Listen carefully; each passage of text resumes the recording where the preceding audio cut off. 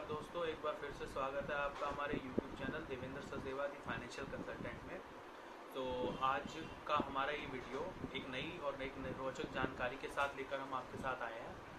सबसे पहले आपको इस विषय के बारे में जानकारी देने से पहले आपको मैं बताता हूँ कि मेरे दिमाग में कहाँ से आया कि मैं आपको ये जानकारी शेयर करूँ। तो कल क्या हुआ, कल हमारे ऑफिस में एक हमारे क्लाइंट ने विज़िट किया जिनका बेसिकली मोबाइल्स का काम है।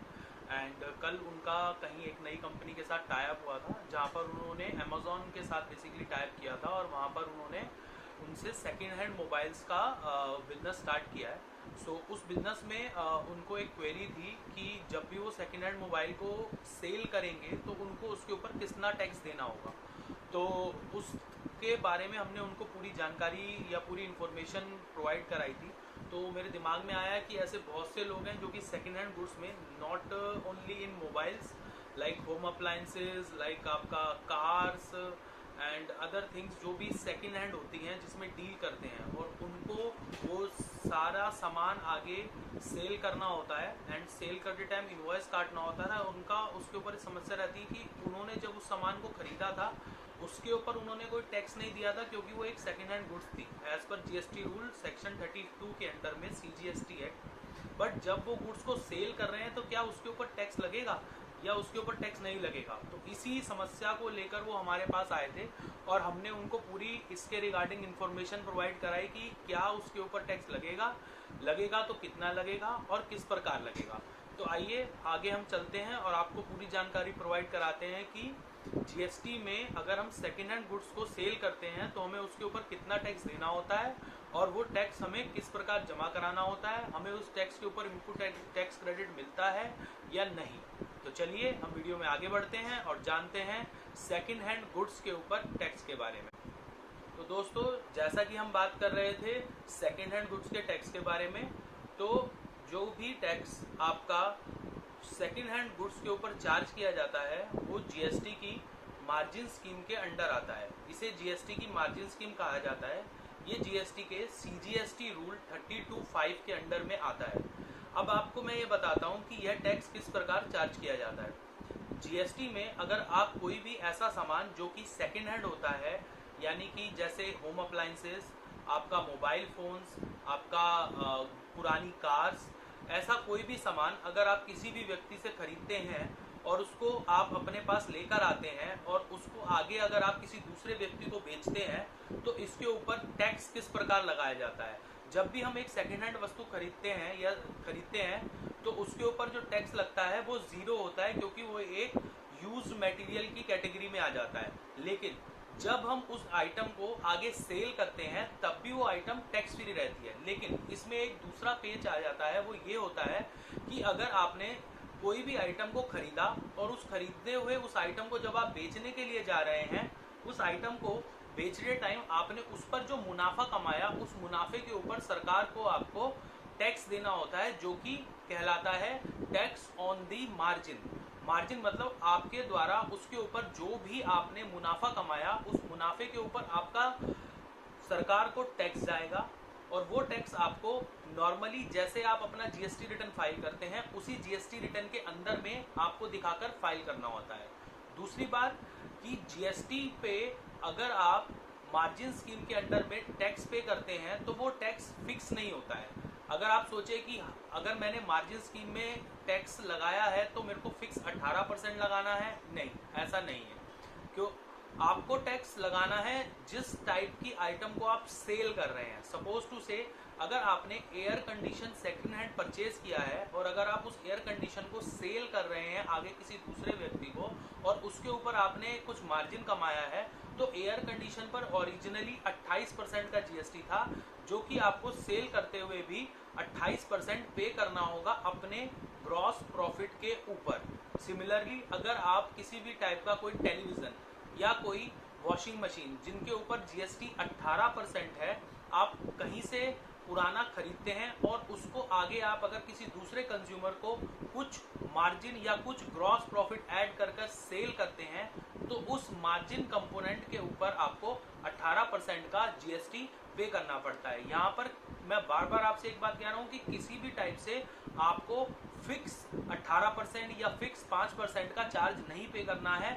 आपको उस आइटम की कैटेगरी के हिसाब से टैक्स का भुगतान करना है। तीसरी मेन और महत्वपूर्ण बात, जब भी आप किसी भी प्रकार से आइटम को सेल कर रहे हैं तो सेल करते समय जब आप उसका इनवॉइस काटेंगे तो उस इनवॉइस के ऊपर आप जो जीएसटी लगाएंगे वो जीएसटी का आईटीसी इनपुट टैक्स क्रेडिट जो है जिस व्यक्ति को आपने अगर बेचा है वो क्लेम नहीं कर सकता, क्योंकि ये सेल अंडर मार्जिन स्कीम आती है। इसके लिए आपको अपनी इनवॉइस के ऊपर एक नॉर्मल डिक्लेरेशन है जो कि 2 लाइनर होता है, लिखना पड़ेगा कि this sale will be come under a GST margin scheme rule 32(5) input tax credit is not allowed. अगर आप ऐसा लिखकर अपने बिल को बनाते हैं तो आप भी इस चीज से सेफ रहेंगे कि आपने किसी प्रकार की टैक्स की कोई चोरी या कोई गलती की है, और सामने वाली पार्टी को इस चीज का अच्छे से पता रहेगा कि उसको इस टैक्स का आईटीसी नहीं क्लेम करना है। ये तीनों बातें आपको बहुत ध्यान रखते हुए आगे बढ़नी है। कहीं गलती से भी आप ऐसा ना कीजिएगा कि आपने कोई भी नया सामान खरीदा और उस नए सामान पर आप मार्जिन स्कीम के अंडर में जाकर टैक्स लगा रहे हैं।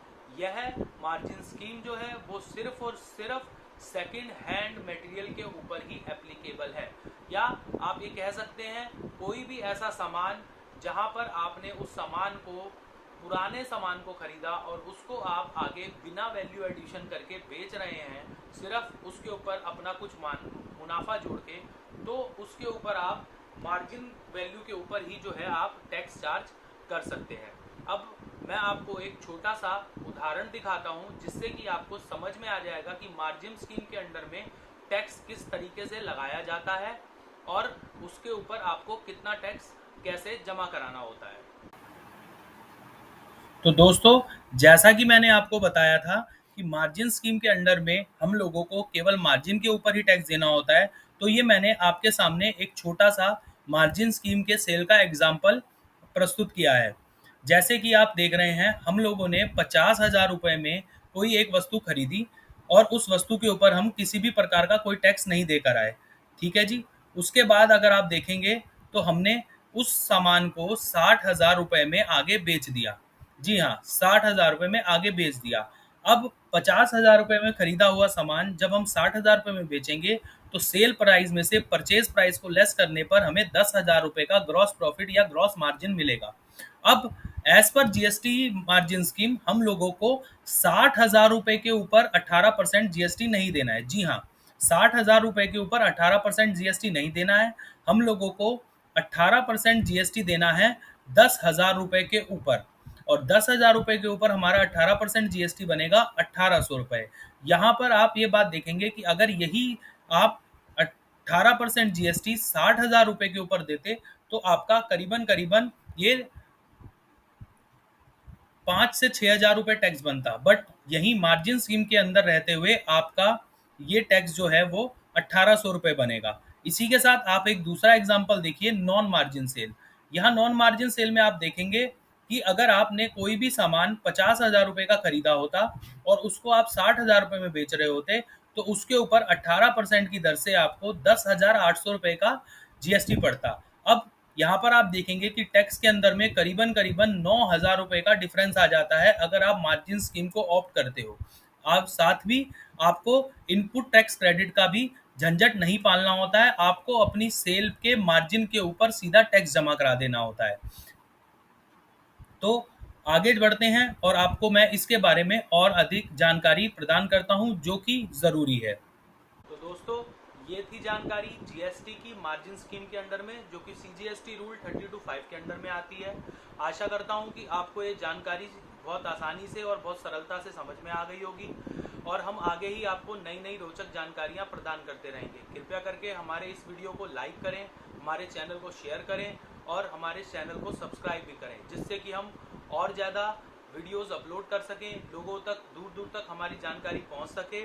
साथ ही साथ आप कमेंट करके इस बारे में अगर और कुछ जानना चाहते हैं तो वो भी जान सकते हैं। आपको इसके बारे में और कुछ डीप डिटेल चाहिए उसके डिस्कशन के लिए भी आप कमेंट बॉक्स में कमेंट करके हमसे जानकारी पूछ सकते हैं। साथ ही साथ अगर आपको किसी और विषय के बारे में कुछ भी जानकारी चाहिए तो आप हमें कमेंट कीजिए, हम उसके रिगार्डिंग भी वीडियो बनाएंगे और वीडियो आपके साथ में शेयर करेंगे और हो सकेगा तो उससे अधिक जानकारी आपको प्रदान करेंगे।